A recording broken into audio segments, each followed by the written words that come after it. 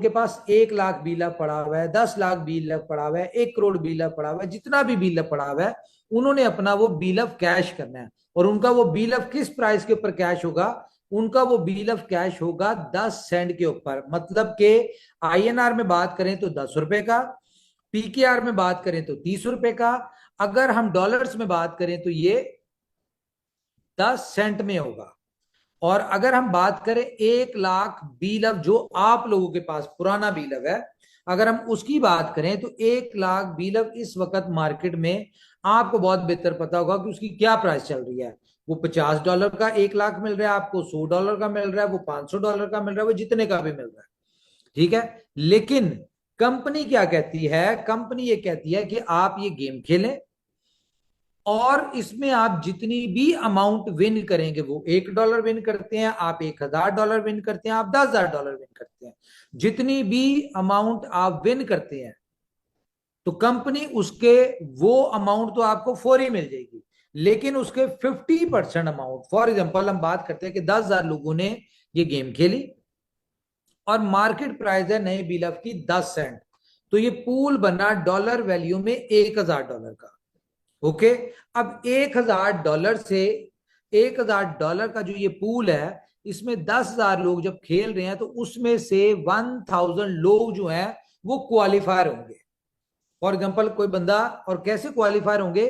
ये जिस तरह हमने देखा गोल्स कर रहे हैं और ऊपर स्कोर बोर्ड के ऊपर, लीडर बोर्ड के ऊपर आपका नाम आ रहा होगा, साथ साथ आपका स्कोर जो है वो जितना स्कोर हो रहा होगा आप उस हिसाब से ऊपर नीचे पोजीशन आपकी हो रही होगी।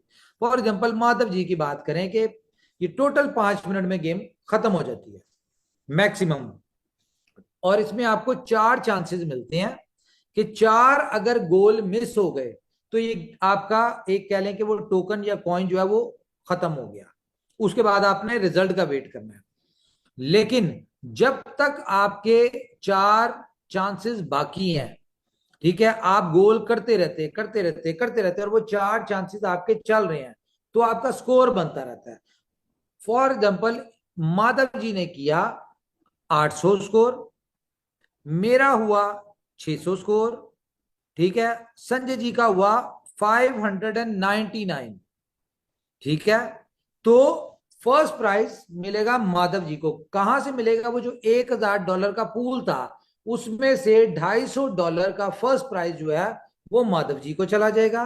दूसरे नंबर पे मैं आया था तो कह लें $100 का प्राइज मुझे मिल जाएगा। और तीसरे नंबर पे संजय जी आए थे, बेशक वो 1 पॉइंट का फर्क था, तो $50 इनको मिल जाएंगे। और उसके बाद इसी तरह फोर्थ नंबर वाले को $10, $20 या जितना भी प्राइस डिसाइड होगा, वो 1,000 लोगों तक वो इनाम, वो $750 जो है वो डिस्ट्रीब्यूट होगा। 25% वो जाएगा कंपनी के पास। ओके।